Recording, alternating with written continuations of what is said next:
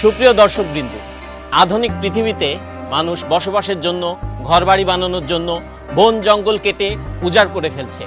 মানুষের সুখ সমৃদ্ধির জন্য বড় বড় অট্টালিকা তৈরি করছে।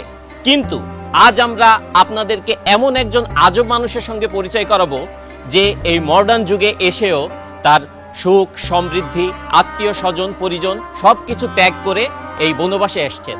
চলুন আজকে আমরা কথা বলবো মিস্টার মিজানের সঙ্গে, যার সংসার ভালো লাগে না।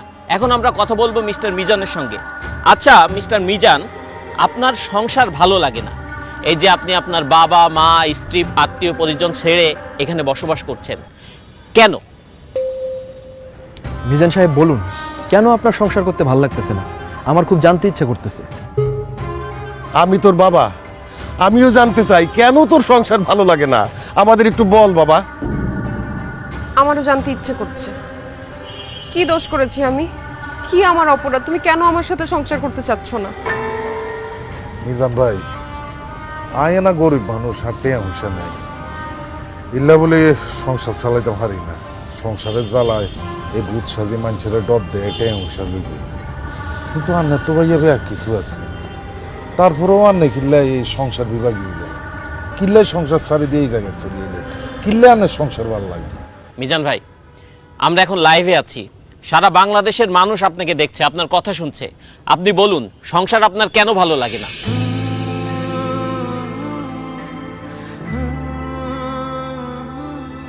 আমি যখন অনেক ছোট স্কুলে পড়ি, তখন আমার মা বাবা, স্কুলের শিক্ষক সবাই আমাকে বলেছেন, সুন্দরভাবে পড়াশোনা করো, পরীক্ষায় ভালো রেজাল্ট করো, তাহলে জীবনে সুখ আসবে। আমিও সেই সুখের আশায় দিন রাত পড়াশোনা করতে শুরু করলাম। পরীক্ষা দিলাম, ভালো রেজাল্ট করলাম, পড়াশোনা শেষ করলাম, কিন্তু সুখ পেলাম না। বরং চাকরি নামের একটা দুশ্চিন্তা আমার জীবনে চলে আসলো। সবাই বলতে শুরু করলো, যদি ভালো চাকরি পাও তাহলে জীবনে সুখ পাবা। তাই চাকরির জন্য বিভিন্ন জায়গায় পাগলের মতো ঘুরতে থাকলাম, ইন্টারভিউ দিতে থাকলাম। অবশেষে আমার চাকরিটা হলো ঠিকই, কিন্তু আমার জীবনে সুখ আসলো না। অফিসে কাজের প্রেসার, বসের প্রেসার, প্রমোশনের প্রেসার, আমার জীবন থেকে সুখ আরো বেশি হারিয়ে গেল। এরপরে ভাবলাম, জীবনে যদি একটা বউ আসে তাহলে হয়তো জীবনে সুখ আসবে। বউ আমার পাশে বসে থাকবে, মিষ্টি মিষ্টি কথা বলবে, রান্না করে খাওয়াবে, আদর করে রাতে ঘুম পাড়িয়ে দিবে। তারপর একটা বিয়ে করলাম, কিন্তু তারপর আমার জীবনের সুখ আসে নাই। অফিসের প্রেশারের সাথে আমার জীবনে আরেকটা প্রেশার যোগ হইল, সেটার নাম হচ্ছে বউয়ের প্রেশার। কাজের জন্য অফিসে বেশি সময় দিলে বউকে সময় দিতে পারি না, বউকে বেশি সময় দিলে অফিসে সময় দিতে পারি না, বউকে বেশি সময় দিলে অফিসে বসের ঝাড়ি খেতে হয়, অফিসে বেশি সময় দিলে বউর গোমরা মুখ দেখতে হয়। তারপর আজকে এটা লাগবে, কালকে সেটা লাগবে, পরশু ওইটা লাগবে। যখন যা চায় সেটা এনে দিলে সংসারে শান্তি, না এনে দিলে অশান্তি। বউয়ের সাথে ভালো মতো কথা বললে বাবা মা রেগে যায়, বাবা মাকে বেশি সময় দিলে, ভালো করে কথা বললে বউ অভিমান করে। শ্বশুর শাশুড়ির সেবা করলে বাবা মা রেগে যায়, আবার বাবা মার সেবা করলে শ্বশুর শাশুড়ি রেগে যায়। তবুও শ্বশুর শাশুড়ি, বাবা মা সবার মন জুগিয়ে এই সংসারে আমাকে চলতে হয়েছে। ঈদ আসলে সবাইকে নতুন জামা কাপড় কিনে দিতে হয়েছে, কিন্তু ঈদের মধ্যে আমি কোনো নতুন জামা কাপড় কিনতে পেলাম কিনা সেটা কেউ কখনো জানতে চায়নি। কেউ অসুস্থ হলে তাকে হসপিটাল নিতে হয়, ওষুধ এনে দিতে হয়, কিন্তু সারা দিন শেষে ক্লান্ত হয়ে আমি বাসায় ফিরলে আমার কি খারাপ লাগছে কিনা, আমার কি অসুস্থ লাগছে কিনা কেউ কখনো আমার কাছে জানতেও চায়নি। আর এইসব শুধু আমার সাথে না, বাংলাদেশের হাজার হাজার লাখো পুরুষের সাথে প্রতিনিয়ত হচ্ছে এরকম। এত কিছু করার পরও একজন পুরুষ মানুষ, একজন স্বামী কাউকেই খুশি করতে পারে না। সবার শুধু সেই পুরুষ মানুষটার উপরে কমপ্লেইন আর কমপ্লেইন। তাই সংসার থেকে আমার মন উঠে গেছে। আপন মানুষদেরকে আমার পর মনে হচ্ছে, বাড়িটাকে আমার জেলখানা মনে হচ্ছে। আমার মনে হচ্ছে আমার খোলা হাওয়া দরকার, আমার নির্ভেজাল জীবন দরকার, আমার একা থাকা দরকার। তাই আমি বাড়ি ছেড়ে, সবাইকে ছেড়ে এখানে এসে থাকার চিন্তা ভাবনা করেছি।